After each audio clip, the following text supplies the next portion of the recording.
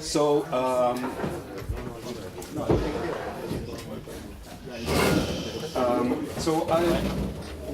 going to try to do the bridge now between the things we were saying yesterday of how to detect using dynamics generic minima or states. And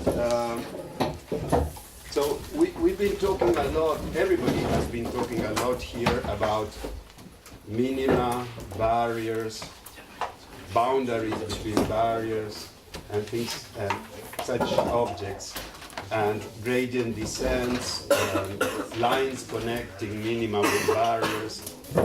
But this science of minima, barriers, boundaries, etc., in fact, it has a name, and it is Morse theory. So it would be a pity that if we are talking about these objects so often, not to say a couple of words on what Morse theory has to say about them. So what I'm going to do now is, in this lecture, is show you how, with dynamics, you can naturally deduce essentially everything in Morse theory. You probably, those of you who are not physicists or who don't have a background in physics may be lost in some parts, but I think that you will be able to come back a bit later and rejoin the lecture. So what we did yesterday was to show that when I have a situation, for example, like this, and I have a Langevin process and I have very low temperature, I have metastable states where I stay, and the noise at very long times may make me jump, and that if I look at I will have my Fokker-Planck operator, which generates the evolution of probability.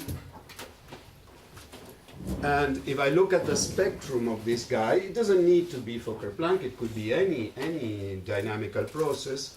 What I find if I look at the spectrum is a quasi-degenerate subspace of as many as I have minima or metastable states, then a gap, and then other states. This gap is recognizable because here the gap between these levels is of the order of the time scale to pass from one state to the other. And if you have a parameter that tunes this, in our case here, the parameter is the temperature. When the temperature is small, the time to go from one to the other becomes very large, and this gap becomes smaller. The next state, the next eigenvalue doesn't need that. It's a time scale to fall, so it's much faster. But the other important point was that, okay, with low temperature, I feel I understand very well.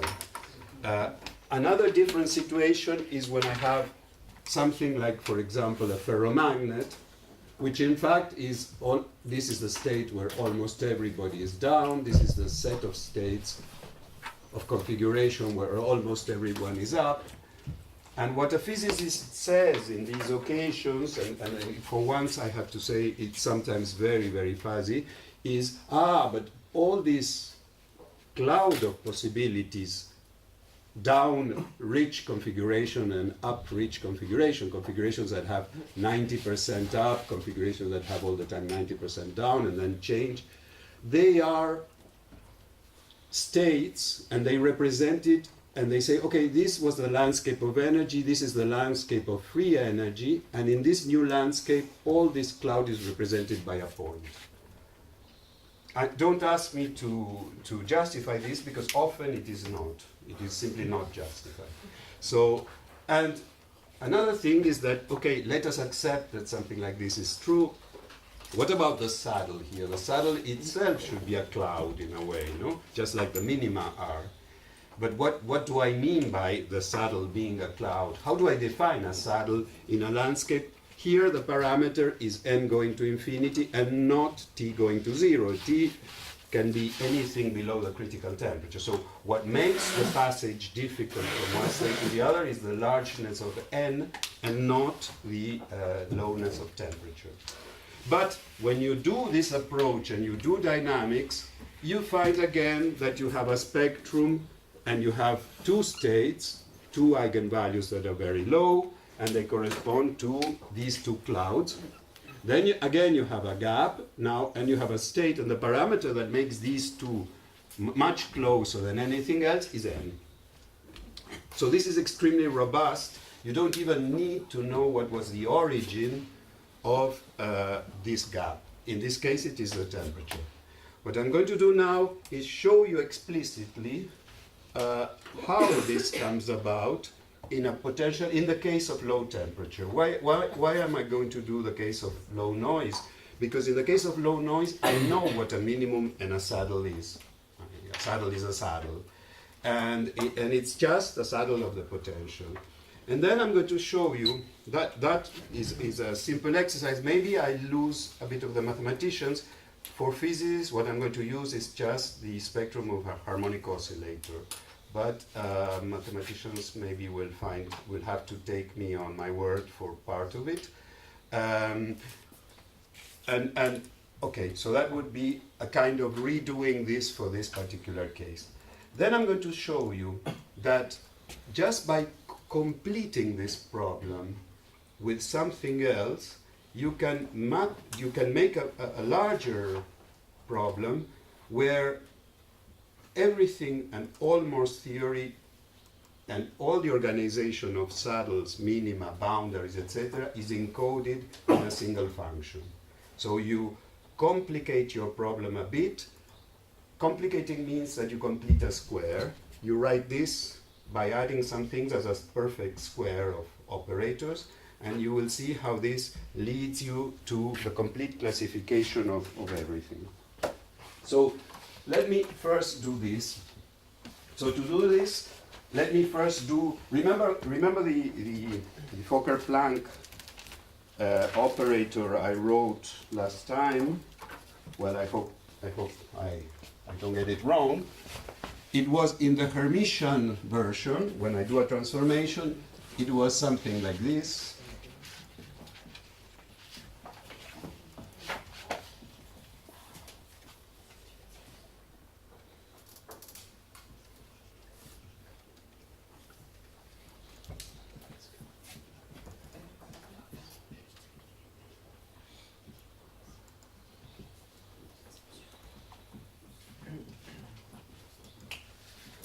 Okay, so it's this spectrum that we have to find, and we're going to do the case of low temperature. But let me do first the case where the potential, the simplest possible case, the case where the potential is simply harmonic. So E is a half ax squared. Okay, so now I write that object for this case, and it's in one dimension, and what you get is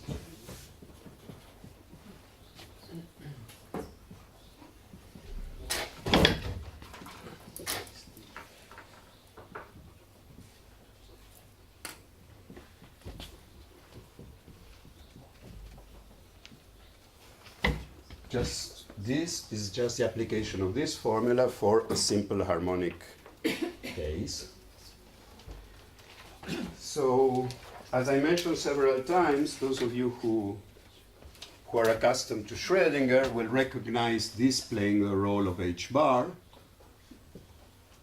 this playing the role of omega squared, and this is a constant that we will treat separately, and you will recognize this as a harmonic oscillator. So notice what a remarkable thing that even doing the squares, we started with quadratic, and we get here a quadratic thing. Okay? So those of you who did physics, remember that we know how to diagonalize this, and we know what the spectrum of this is.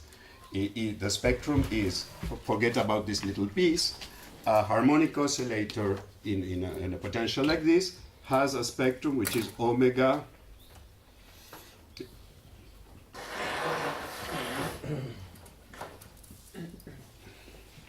So it's an equation. Yes? One half, no? Yes. Yes, true. So 1/2. Okay? Now, when you look at the dictionary here, what you find is that omega is A, and now,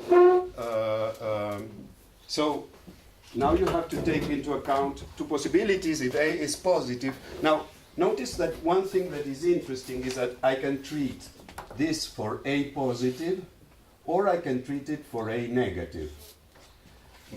A tricky thing is that for A negative in the original potential, the potential is a maximum now and it's not a minimum. Still, for A negative, this gives you positive. So the potential in the Schrödinger thing, because it's the square, it comes from here, it's still a well-defined harmonic oscillator. That's a bit surprising.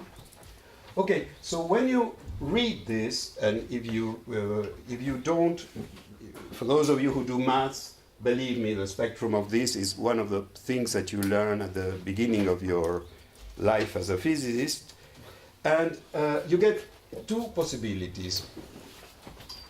If A is larger than 0, then the spectrum, just by applying this formula, the spectrum is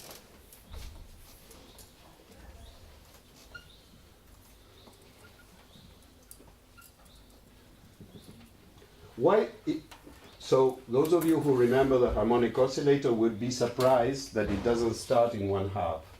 What's going on is that this 1/2 that comes from the harmonic oscillator is exactly killed by this constant.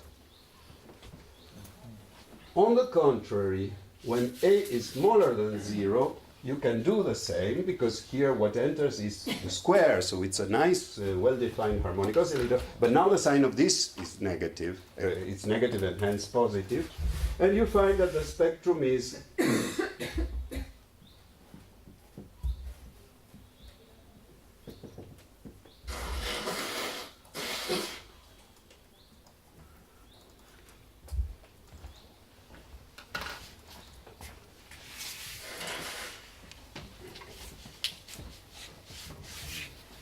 but that's exactly what we wanted.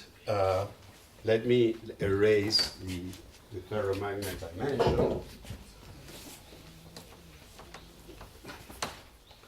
So it means that for a harmonic potential, the spectrum looks like this.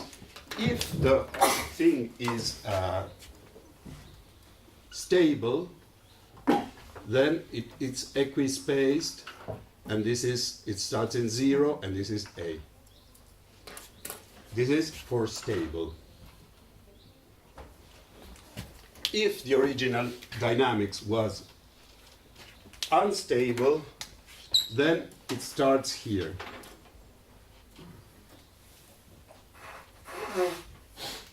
And there is nothing here.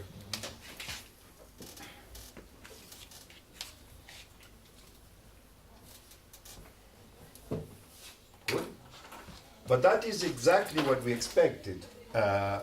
When you are unstable, remember that the 0 eigenvalue corresponds to a stationary situation. So there should always be a stationary situation where you are here, but there should be no stationary situation where you're here, which is what happens. Okay? So that's okay. And now let's go back to this problem. So please, within reason, I cannot redo harmonic oscillators from scratch, but if I can help you with questions, let me know. Okay, so now what about this problem? Well, this problem, when you do low temperatures, you probably believe me that I can expand around these points and get some first approximation, considering then the bottom of the wells are quadratic. So you can think of each one of these points like having its own A, but other than that, I have a collection of different harmonic oscillators. Each one of them is the result of this calculation. Why is it not exact? Well, because you have to take into account the fact that you can move from one to the other. But to a first approximation for very low temperatures, this is good. You could also develop around these, but for the same reason, these have smaller than 0 and will have a spectrum like this. So, to go from the simple harmonic oscillator to the complete problem, to a first approximation at least, what I will get is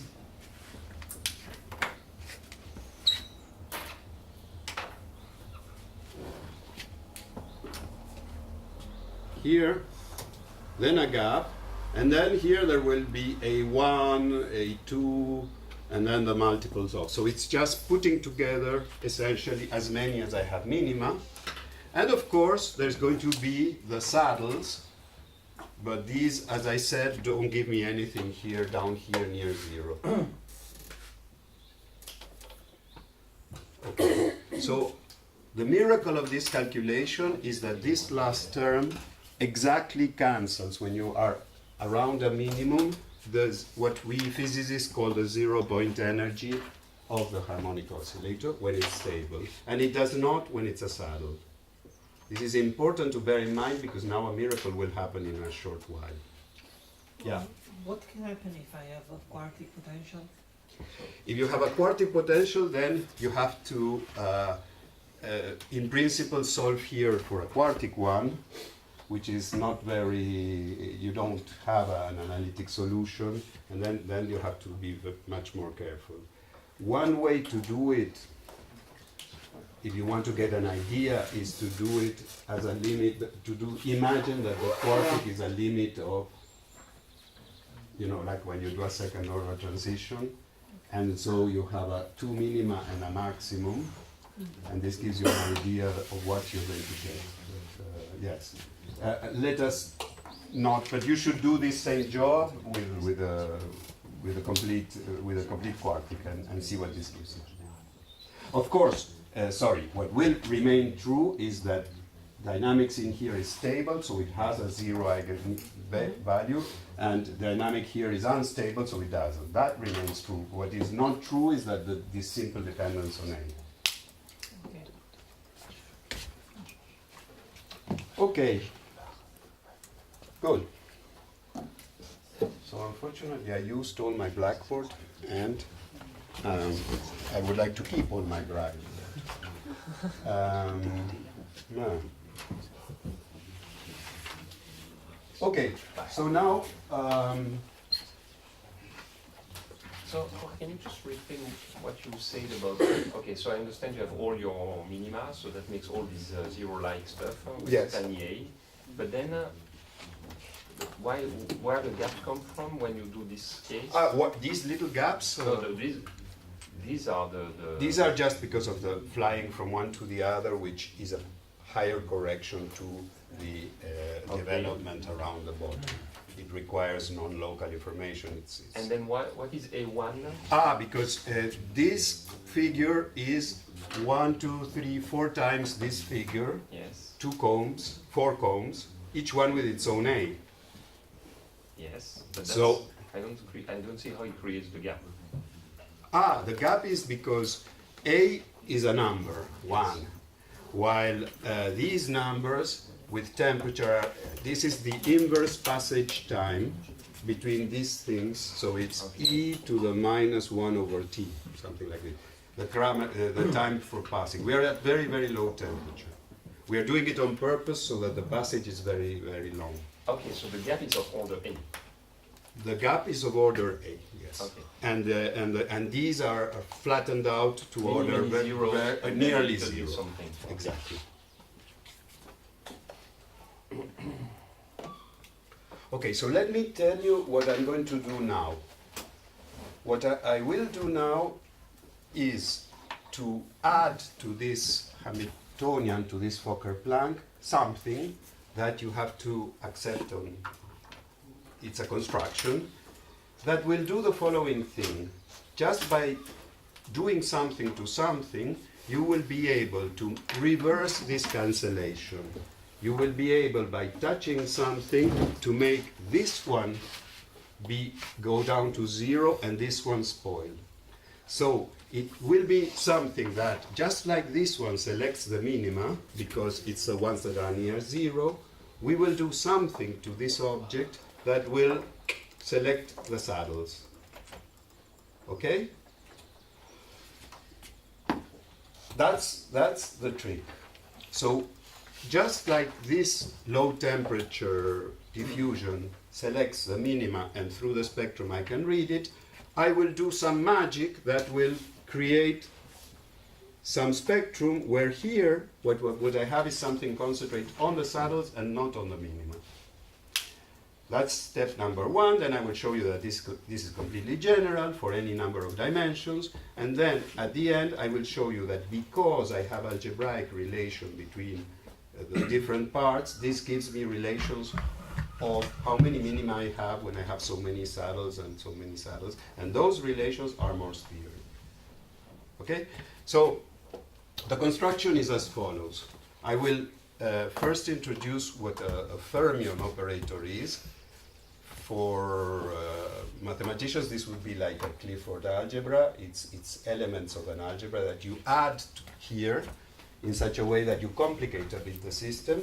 And then I will do it for the harmonic oscillator, and then I tell you how you do it in general, but you will understand if you accept. This is the point where I risk seriously losing those of you who are probabilists.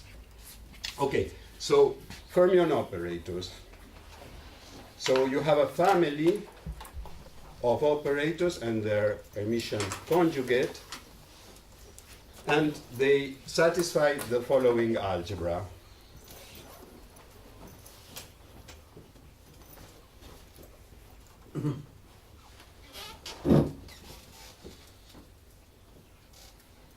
Sorry.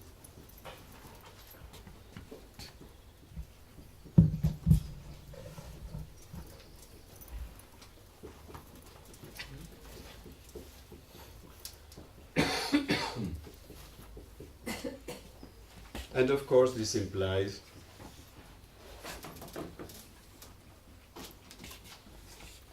so this is a family of operators that anticommute, and when they are the same index, the anticommutator of a dagger and a non-dagger gives you 1. For those of you who did fermions and second quantization, this is it. If you are thinking of, in terms of maths, this is related to Clifford algebras. You can represent them in matrix of 2 to the n by 2 to the n. It's no real big deal. You can find a family of matrices that do that, and that's it. But here is the point where our languages diverge quite a bit. So let me consider only one for the moment. So bear in mind this, and let me consider only one fermion. So only one would be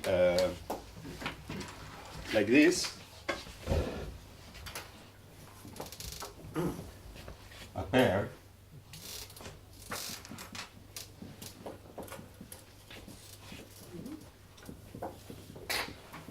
Okay? And now, with only one, you define a Hilbert space that has only dimension 2. You say, you define this such that, like this, and you define the one with a plus, with a plus as this. And that's all you have, because this kills, the physicist would call this the empty state. This is the destruction operator, which kills the empty state. This is the creation operator that produces full state. So the only possibilities here are plus and minus only. You either, when it's plus, you say that you have a fermion. When it's minus, you say that you have nothing, that you don't have a fermion, and that's all. And if you want to count them,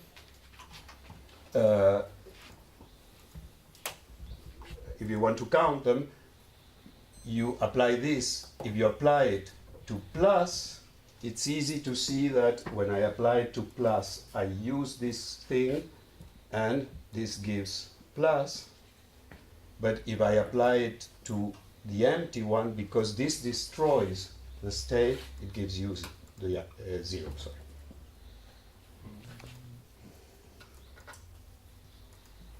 Because, I mean, you can forget this, and already this gives you 0. This instead destroys the one here, so it gives you an empty, and this resurrects it. Okay? If you want to do now the full for that thing, then it's easy. You do 2 to the n states, which have, for each direction independently, you have or you have not that particular I. So you would have an index here, and your state for n would be something like plus or minus in 1, plus or minus in 2.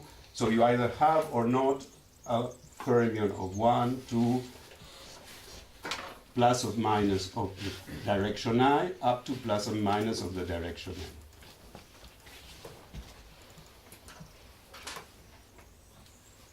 So this is the hardest, this is the saddle point of my presentation, in the sense that this is the most foreign object I will introduce. I promise that from here it's downhill. Okay, so the recipe now is the following. I am told to do the following. Let me put it in generality, but keep it in mind. I am going to add to this Fokker-Planck process the following thing.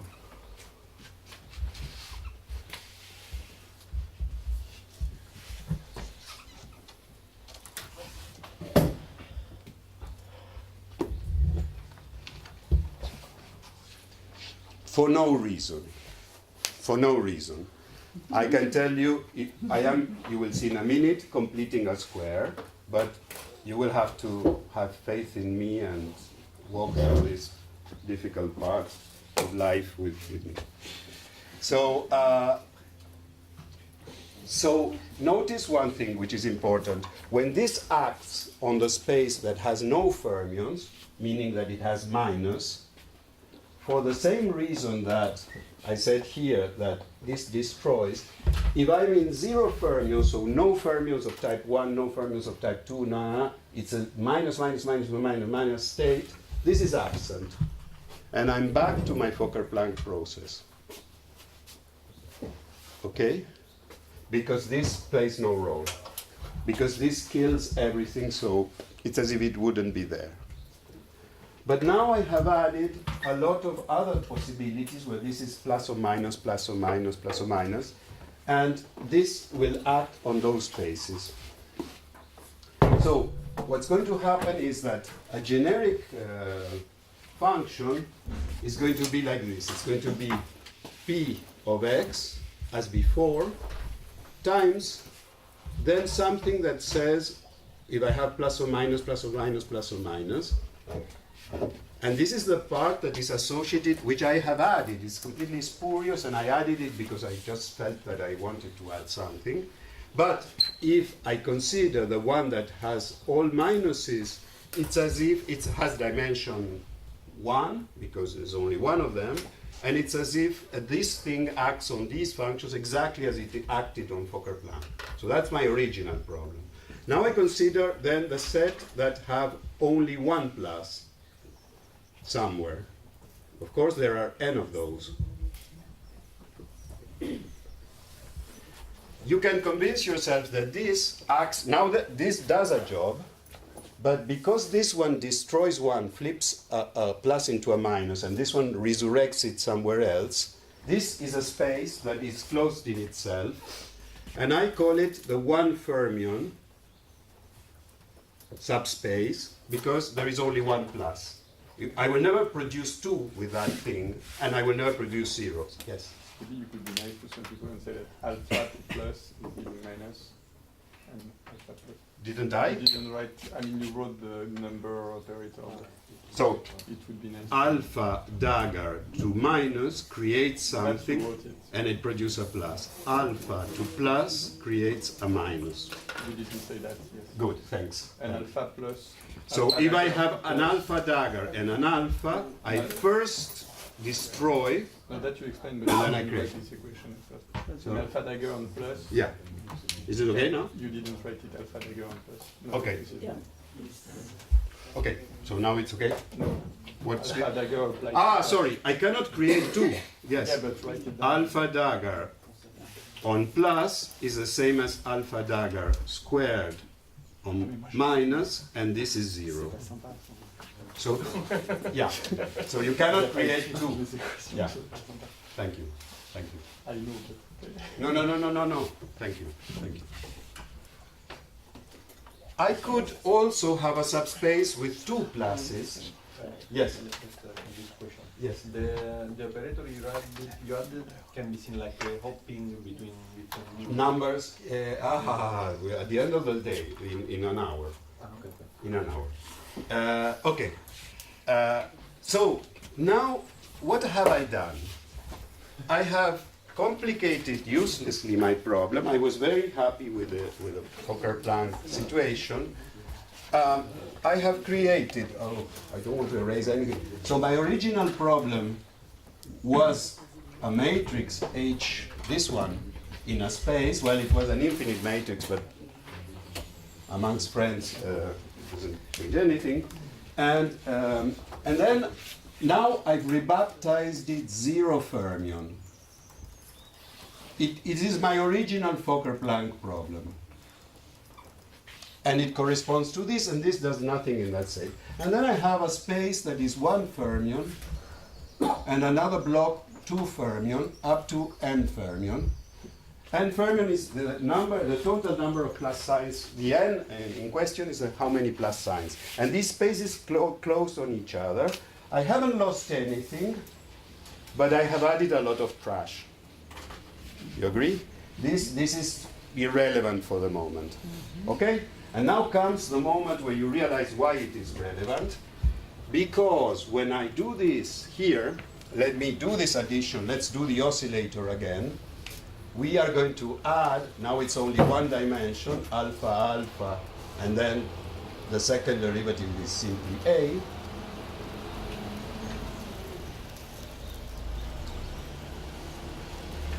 And now something incredible happens.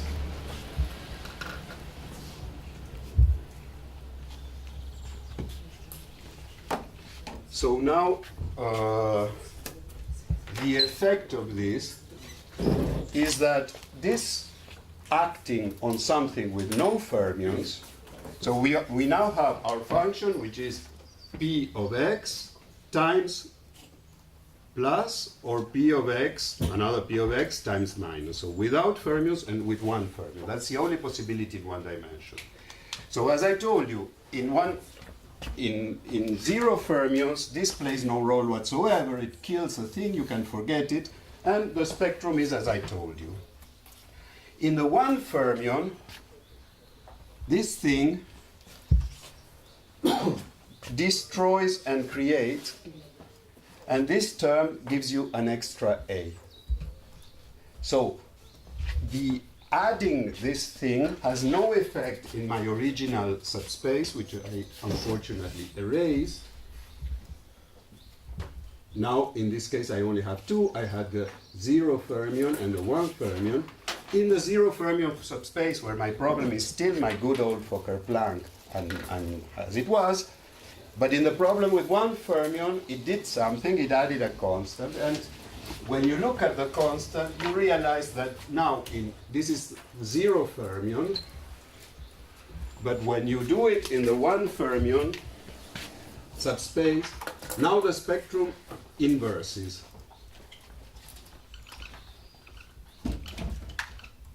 This extra term does exactly the job necessary to make this corresponded to the minimum, and this corresponded to the saddle. And now, in the one fermion subspace, my zero eigenvalue is close to 0.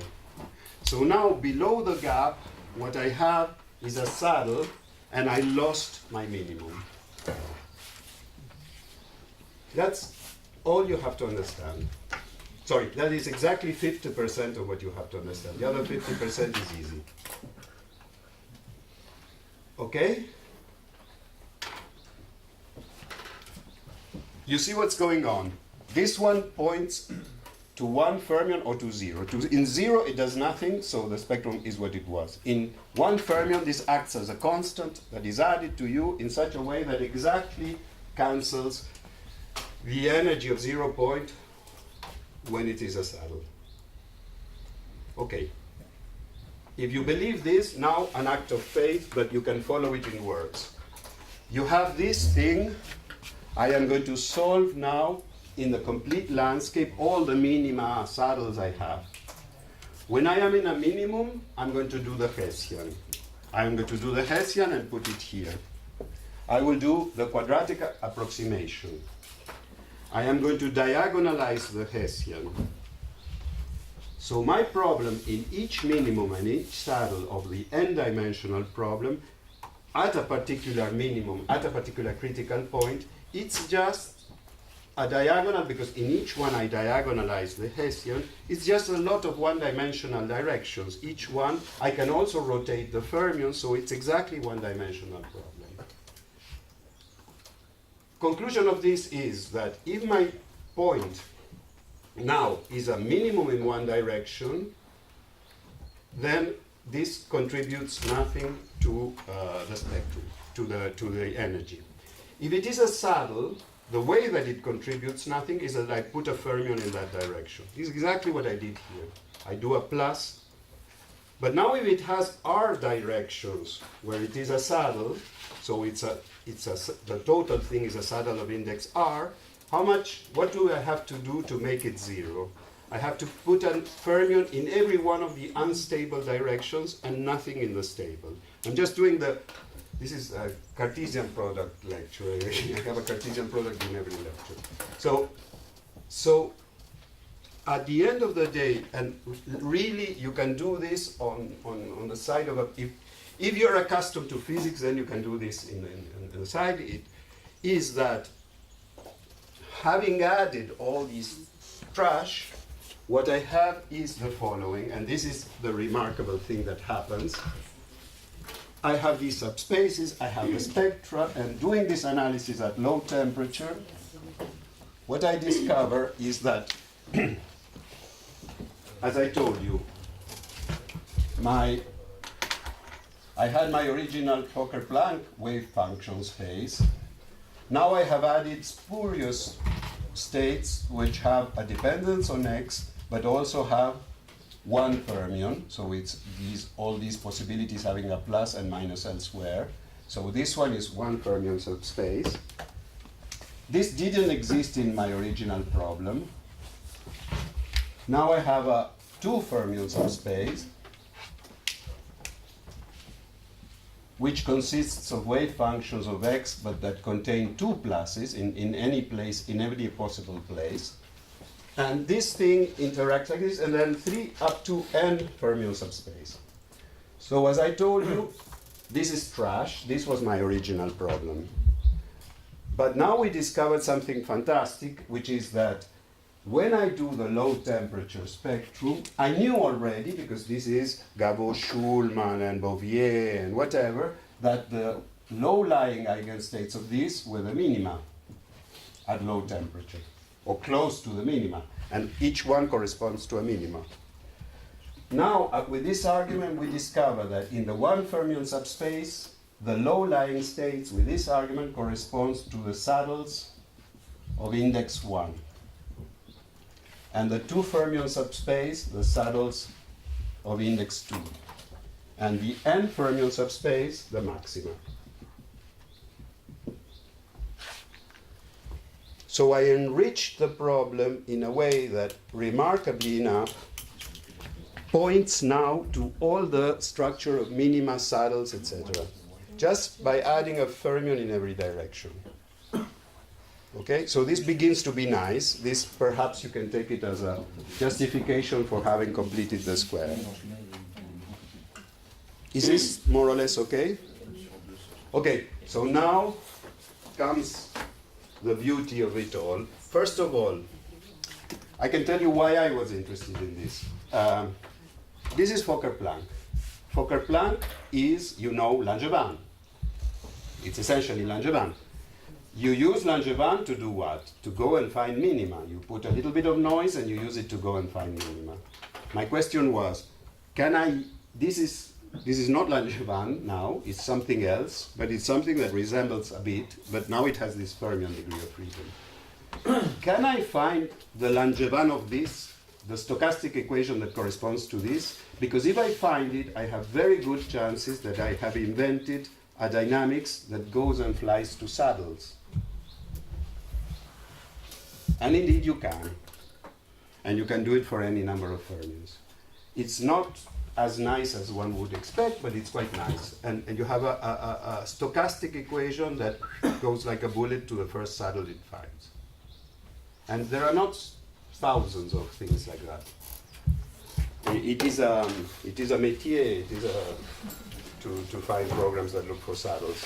And you can select the index? Yes, because you select in which of these spaces you are. Yeah. Can you translate this in a numerical algorithm? While Yes, exactly. Yes. Maybe I tell you at the end what it is for one problem, but it's something that. Can you give us a reference? Yeah. Also, it's Sorin, Tanas, Nicola, and me. And as usual, the introduction is the film for supersymmetry and Morse theory. Yeah. Well, since many speakers have made links with turbulence, for me here is a beautiful link with turbulence. Because if you take a 2D turbulent flow and you just put particles, so let's say your stochastic system is just any realization of a 2D turbulent flow. Yes. Systematically, They go the to particles, they go to saddle, right Okay, away. that's interesting. And at the end of the day, of course, all the elliptic region get empty of particles and only the hyperbolic region gets. Okay, so there has to be a relation to this, I think. It would be nice, it would really be nice to see. Okay, so now comes the real miracle, and I think that this is, it's worthwhile at least once to see it because it's really a beautiful thing. Now you have, I told you that we were completing the square, so let me complete the square. So I invent two operators, sorry. Here,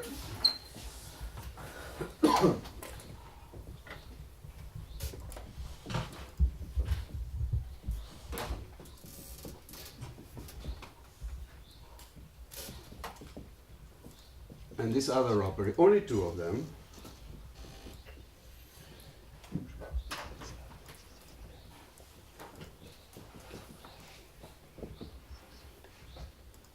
Okay? And now, these operators, it takes a second to convince yourself. So it's these operators are a mixture of these fermion variables, these Clifford variables, and the original ones. Now it takes a minute for you to, the complete Hamiltonian that I invented here is no longer HH, now it has been promoted and it's called H Susie, which is obviously not a woman. You will see what it is. Okay, I changed the name because I added a term. And now it's very easy to check that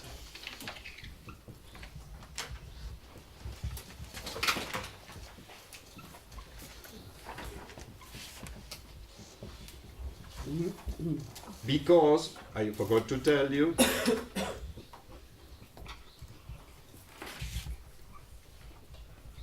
takes a second to check. You just have to use the commutation rule of the alphas and the derivatives, of course, the chain rule, but it takes a second.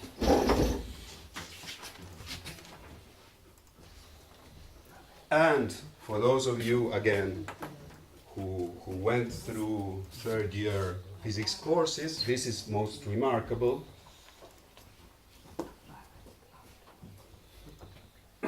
I'm not going to introduce more notation, so I write it like this.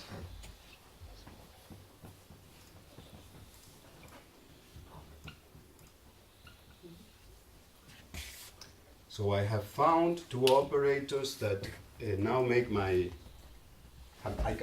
this is the claim that I said that I had completed the square, but more important, remember those of you who suffered the angular momentum when you were younger, I found an operator that commutes with my Hamiltonian, I mean, both of them do, but unlike the angular momentum, they are nilpotent. Squared, they give you 0.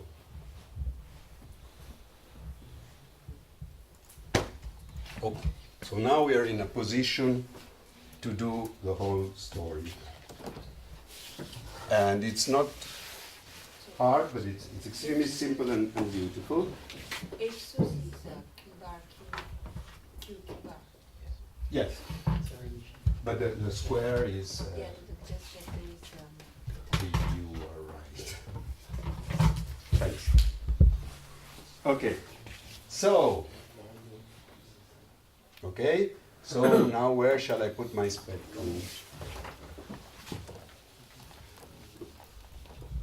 So I start with my spectrum here, and I know that I have a number of guys who are very close to 0, then a gap, and then forget. So I am going to put the gap very high so I don't have to deal with it. And all these are the ones that are really very low. And they correspond, I am putting a magnifying glass, and these are the states with. So this now was a Fokker-Planck situation. This is 0 fermion. Remember, it corresponds to one of these at each level. Now let us look at 1 fermion. We know that the 1 fermion subspace corresponds to saddles with the analysis we did before, okay? But now we discover one thing that is interesting. Remember your angular momentum childhood? How did you create states when you had an operator that commutes? You use the fact that if something commutes with your Hamiltonian, if Q commutes with your Hamiltonian, then if psi is an eigenvalue, cube psi is a degenerate eigenvalue. No, because when I apply H to cube psi, this is the same as I use the property here, QH psi, and if this is lambda psi, this is lambda psi, and so this is behaving like an eigenvalue. It was H psi that was on that side. No? Yes, indeed, sorry. Yeah? You did this with a J plus operator when you did angular momentum. Good? So now, when I apply my Q bar, this one, because this creates a fermion, it will map a state into a degenerate state, but with 1 fermion, with the same level here. This one via Q bar will be mapped to some, this one will be mapped to some, this one will be mapped to some. But that's fantastic because these, and this one might, because this is a possibility, you can check from the squares that this one, because H is 0, is mapped to 0. So it dies. It gives you nothing at the next level. Can I repeat the trick? Can I go to 2 fermions this way? Well, yes and no. If I try again here with this one, I am applying Q bar once, Q bar twice, but Q bar twice is 0. We said it at the beginning, no? So I cannot use this one to go to the next. But of course, there might have been here other guys which did not come from one of these. How do I know? There might not be, but there might not. Nobody forbids them to exist. So now I apply once again my operator Q bar. To these ones I cannot because they don't survive 2 times. But these ones are okay. So I apply again and I get at the next level these guys. And yet again, here there might be some that do not come from here, to which I can apply again and get the next level. So 1 fermion, 2 fermion, 3 fermions. But they were there from the beginning, no? Yes, they were there from the beginning. This is construction. This completes the complete construction of all states. You get them by applying Q once, but twice you're not allowed. If you want to come back, you can convince yourself that instead of Q bar, you use Q, and you can check easily that the algebra makes you come back. So you can go in both directions. Okay? Good. Now we're done. Now we're really done. This is all Morse theory, in fact.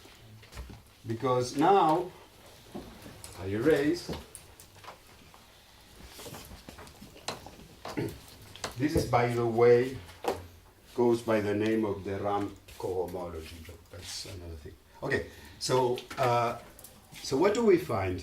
Remember now that there was a gap here, and that we are dealing with things that we, in our previous argument, said that were associated with saddles and minima. So these are minima. There's one for each minimum. This is below the gap. This is in my picture. I always draw it like this. So this is just a magnifying of this. Of course, it's true for the whole spectrum, but I decide to look into here. So this means that I have 1, 2, 3. So I have this one that died, 1, plus, why is there that I don't have other zeros? That I'm going to explain later. But if you're working on a plane, this one is the only one that is 0 and dies. Then I will tell you what it means, but take my word for it. So I have 1 plus 1, 2, 3, 4. Okay? And these are minima. So I have 5 minima. You're with me? 1 per. Now, here this corresponds to saddles, but now I have to have 4 that came from here, plus, well, for example, 3. So I have 7 saddles of index 1. But now at the level of saddles of index 2, I have what? I have the 3 that came from here that I inherited, plus, well, in this case it was 2, but it could be any other number. There's no limitation. And here, of course, I have 2 plus some other number. Because of this inheritance property. Yeah? Okay, good. Do you believe me now that number of minima minus number of saddles of index 1 plus number of saddles of index 2 minus gives you 1? Good. So that's the weak Morse inequality. And 1 plus and 2 and 0, sorry, plus and 1 minus, sorry, plus and 2. In fact, it's not 1, it's the Euler characteristic of your manifold, which in our case is a plane, so it's 1. Okay. Furthermore, do you believe me that if I do the number of minima minus 1, the number of saddles of index 1 necessarily is this plus a number, which is the guys who were born here. That number is bigger than 0, but it could be anything. 0, 1, 2, 3. Because these are the guys who are not sons of anybody. Now, N2 is going to be, now it's easy, it's just the number over there, N1 plus L2, again a number. Sorry, what did I say? No, it's N1, I'm sorry, minus N0, because those cannot go twice, plus an arbitrary number. Sorry, if you look at the picture, this is clear. N3 is N2 minus N1 plus L3. L1, L2, L3, we know they are positive because you cannot have a negative number of states on the other side. Okay, these are the strong Morse inequalities. Inequalities because to say that these are numbers is to say that this is bigger than or equal than 0. So those are the inequalities. Okay, so notice what I did. Why the first one is an inequality? They're all equalities, but if you want to write them like this,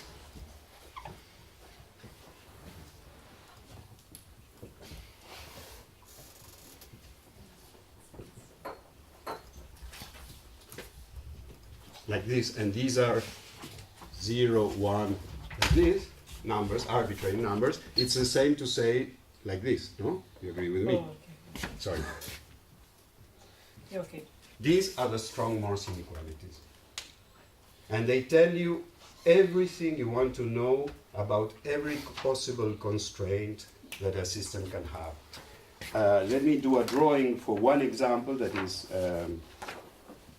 nice, I think. So now the punchline is that through the analysis of this, you have the entire topological constraints with a whole question of boundaries, barriers, saddles. You have a load of information written in the most intelligent possible sort of way, because this contains all Morse theory in it. Before concluding with an example, let me say one thing that is now important for us. And this you will not find in the literature. So I am following the introduction we did with Sorin years ago. If you want to get the real paper, you again can choose between the physics and the maths literature, but in this occasion they're not very far from one another. The physics literature is a paper of Witten in the Journal of Differential Geometry. What we did is translated even more to physics. Already Witten is a mixed beast, so we even more went one step further.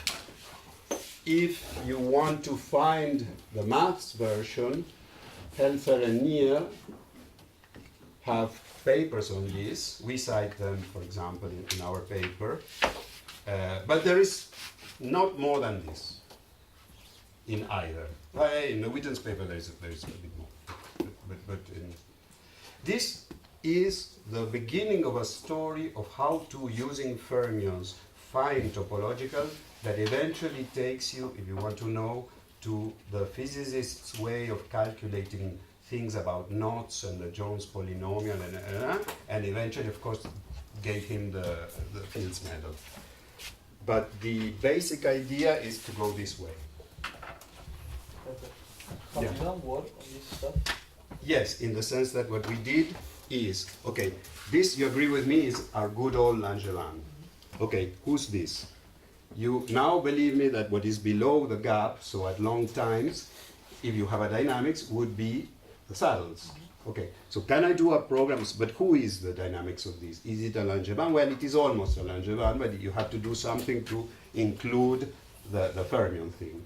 So the fermion thing, because you have one fermion, it's going to be a vector. Where do you decide to put the plus? No, it's one index. So now you have vectors that evolve in this space, and what we did is do the dynamics that corresponds to living with this dynamics, and it's a program that is a dynamics that converges to these states, which are the saddles. Okay. Could you upload these papers on the Dropbox folder? Yeah, but you will have my talk on this, so it's even more the film. I uploaded, or so Chiara uploaded. No, it's just because they are missing the dates and. Yes, okay, So okay, it's we'll not- do it. Okay, we'll do it. Now, let me say one thing that you won't find in either of these gentlemen is the following. Now go back to Ising. Ising, actually, what do we know? We know that there is an up-rich state which has 10% of down, and there is a down-rich state which has 10% of up. And we're talking about a cloud of probability, blah, blah, this is a state, this is a state. Yesterday, I think I more or less convinced you that in the spectrum of, if I do dynamics of this corresponds to having two states that are quasi-zero. Okay? But I could have done easing with Langevin dynamics, just, I did it in fact. So, who forbids me from going with this construction to the one fermion subspace and look at the guy who has almost zero, who is the Q bar of this. Now I cannot argue that this is a saddle because I cannot do the low temperature construction. Now take my word for it. It is a good definition, this guy is a good definition of a transition state. Why? Because it follows the same construction that at low temperature I understand. It respects automatically and by construction all the more theoretical constraints. And who is this guy? Well, I can tell you. It's the ensemble of trajectories with their probabilities that take you from one state to another. But you have made a little progress now. You can talk of things that didn't exist before. Okay. So let me give you one example so that you see how this works. So, as you can imagine, it's the whole construction is very pretty, and it's not hard to fall a bit enraptured by this. But okay, so let me consider first this one. I have three minima, two saddles of index 1, and a saddle of index 2. So in 0 fermion, I will have 3 minima at very low temperature, 1, 2, 3.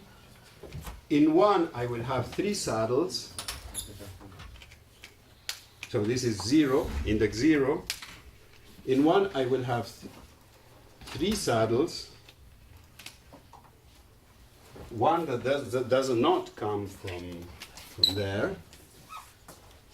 And in here, I will have only 1 of index 2 that comes from one of these. Okay? So, what does it mean? Okay, now these are the correspondences. This goes to 0, this goes to this one, this goes to this one. This one cannot come from anybody, so I'm sorry, this one leads you to somebody else. I just done the structure as it is for this problem. And what does it mean? Okay, the 3 correspond to the 3 minima. Okay? These guys, there are two types. Those that are sons of somebody here, and one that is born here and will give you some descendants. You agree? And this satisfies 3, 3, 1. What is the difference? So what is it? How do these states look? Well, I can tell you. One can check. The black ones correspond to this passage and to this passage, or any 2 of the 3 passages. The blue one corresponds to what is missing, which is this one, but I can also write it as a complete tour. So I have 2 situations, passages that are born and die, and passages that are tours so that they are not born or die. Those that are not born or die or dead in this level go as a new one. That's what Morse theory says in detail.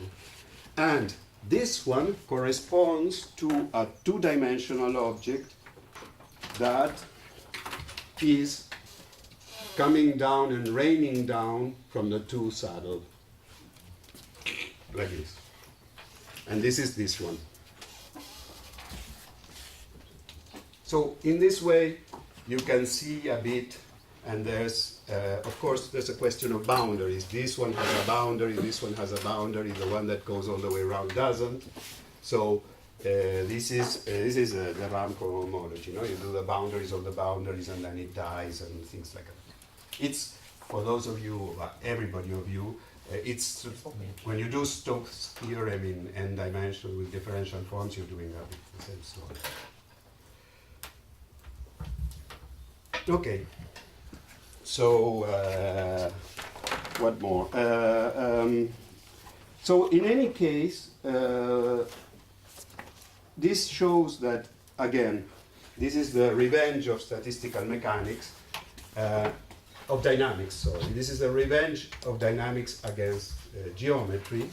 So I told you that there was a tension between geometry doing pure looking for states and doing dynamics. So first there was looking for states, then Heinz and Polinsky came and said, but what are you doing? A glass, the statics, the partition function is irrelevant because you will never equilibrate. So this started the story of dynamics.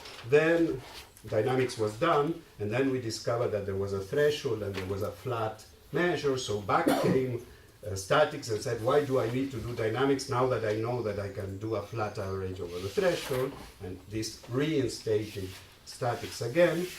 And now, when we are going to count those states, which you don't know how to define, back comes dynamics with the trace formula that I wrote yesterday.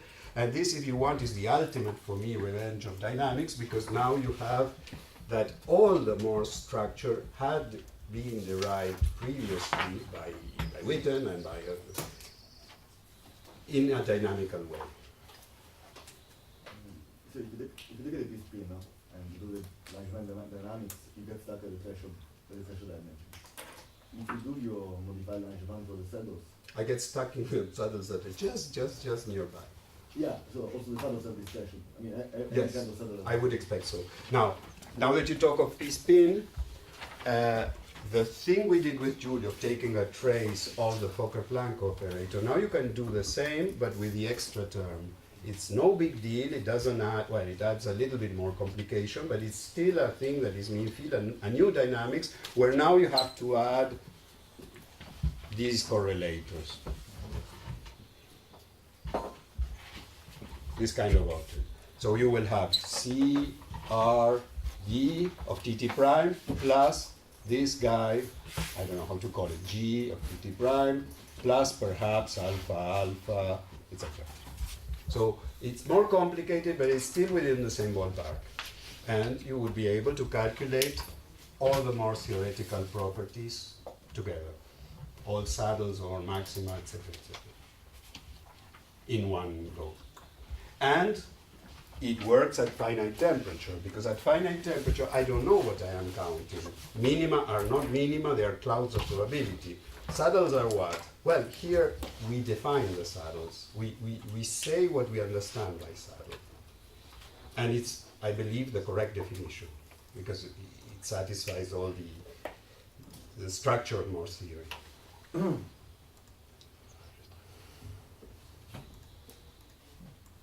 Okay, so I think that I better stop here.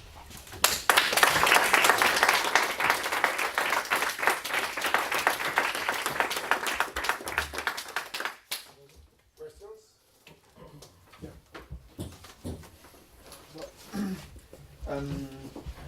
What the Fokker-Planck operator has rank n. What does rank n mean? I mean, it's an n by n matrix. Well, it's infinity, no? But it's order n. It's not larger than that. So when you do the construction of Guerra and Bouvier, in which you say that the lowest eigenvalues represent the states, how can this account for systems that have an exponentially large number? Wait, you're confusing two things, I think. The n is the n degrees of freedom, but the Hilbert space of the Fokker-Planck operator is infinite. It's a continuous Hilbert space. If you had a discrete Hilbert space of a finite rank, then you would have problems, sure. But here you have all the Hilbert space. It's just like quantum mechanics. You have a continuum of things. And so there is space for having as many minima and saddles as you want.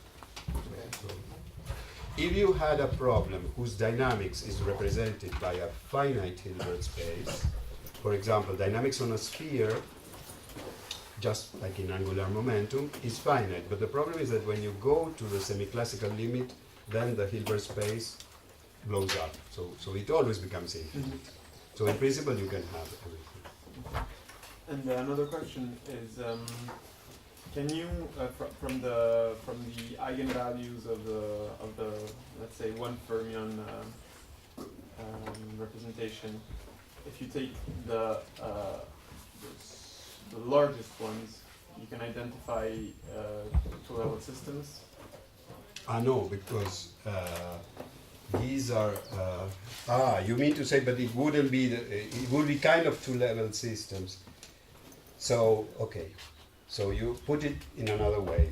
I'm selling you the one fermion Hamiltonian as a quantum Hamiltonian, and I tell you, yes, this one is the one I like. And then you ask me, does this have two-level systems? I don't know, and it's a nice question.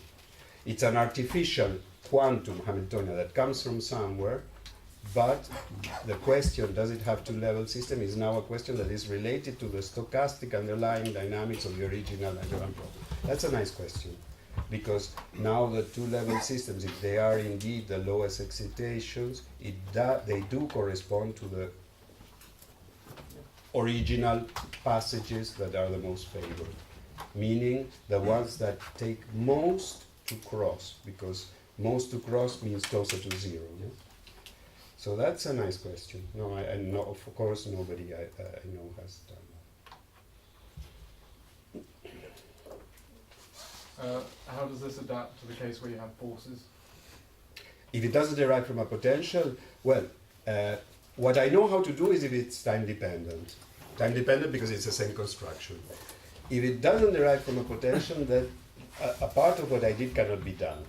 But when I remember that when I gave a talk, there was David Ruel in the room, and he said, why do you need a potential? Because of course the topological constraints are the same, no? And I don't know the answer. Somebody must have done it, I guess, but I don't know how to do it. But it's very interesting. And what we did later is to do the same for Hamiltonian dynamics, so it's not gradient descent. And then you get the homoclinics and et cetera, et cetera, et cetera, and you get all the constraints. That afterwards was done by Bismuth, the mathematician that Gerard was citing. But we did it in our own way before. But with a difference of 1 year, not 30 as is usual. So, so will there be a graphical caricature for this, for adding for adding fermion? Will it mean that you take the original Hamiltonian with its wealth and somehow anti-symmetry? somehow, yes. But it's in the case of one dimension you can flip it, yes. But in many dimensions you cannot, because if you have saddles of all indices, you cannot flip. If you flip a one-dimensional thing, obviously the maxima become minimum. If you flip an n-dimensional thing, it's true also that the maxima become minimum. But a thing of index 1 becomes something of index n minus 1, so it's all a bit mixed up. So you don't have a picture that is so. It sounds like very easy calculations that take you through a set of miracles, no? And it's true. It is a bit like that. In your example, you have 3 minima. In your construction, you have 1 essentially. No? So when you apply Q bar, how many fermions do you really create? I mean, you mean this minima? one, the real, truly true ground state?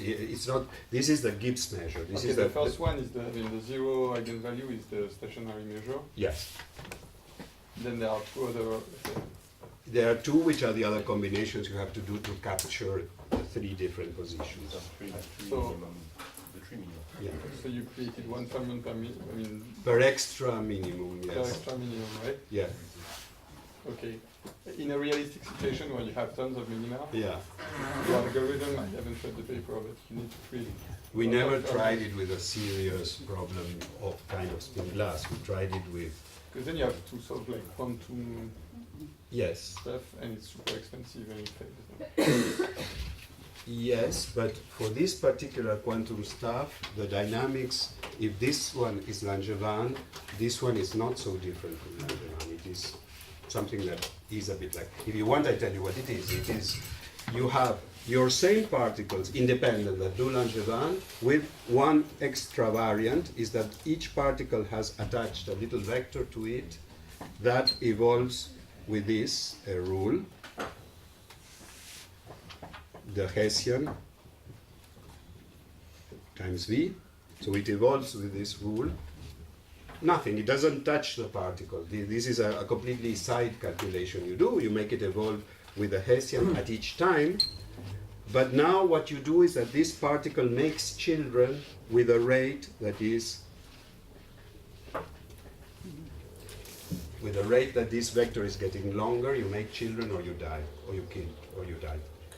If you do this, it's a population dynamics thing. So each one walker exactly follows Langevin, but on a side, you do the evolution of this little vector attached to each walker, and the walker makes clones itself or dies according to how much this is stretching. So it's instantaneously Lyapunov that does the So job. you have one additional fermion per additional minima that you have to follow the vector of. Yes, and you can redo the whole thing that we did before. You can recast it in terms of this program. When you are in a saddle, because you are stretching, you're making a lot of children, so you concentrate there. And if you are in a minimum, you're very happy, dynamically wise, but you are concentrating, so it's the contrary, and you're dying. So this is why you go to a saddle.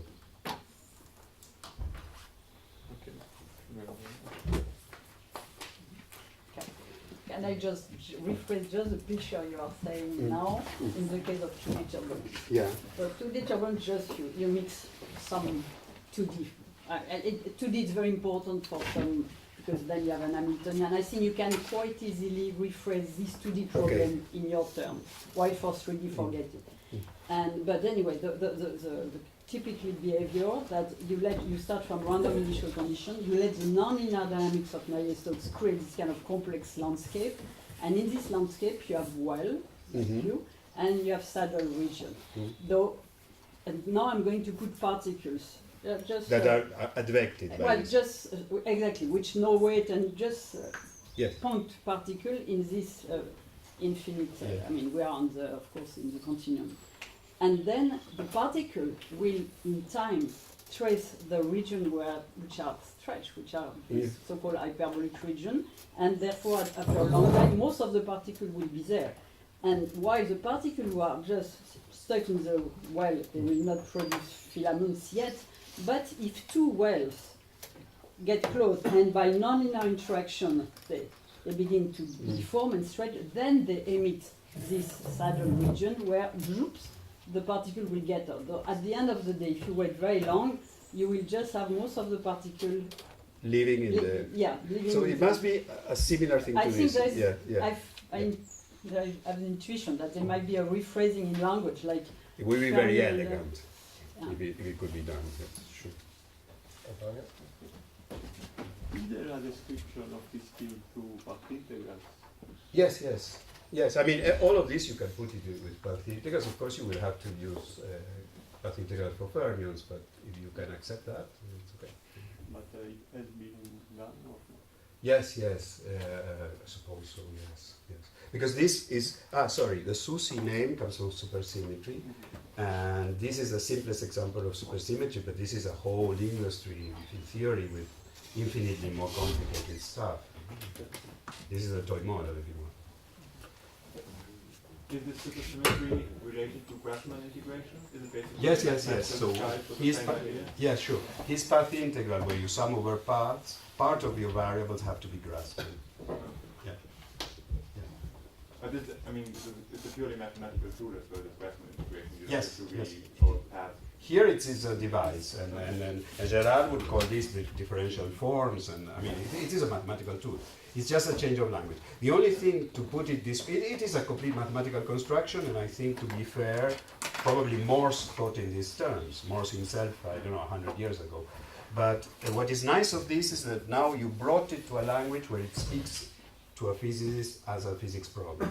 For example, one of the things you can immediately see is that there are going to be questions of extensivity of number of saddles, because immediately this, if I show it to a quantum physicist, and this is, for example, it came from something like Edward Anderson, they will recognize that this was a system which is quantum but finite dimensional. So all the arguments of extensivity that I gave at the beginning are valid. And then you would be able to say, I expect to have so many saddles per minimum, and you have all this kind of arguments, and this has not been done by field theorists who don't care about many solutions. So the good thing of this is really a change of language. No other questions? Okay, so let me thank Jorge for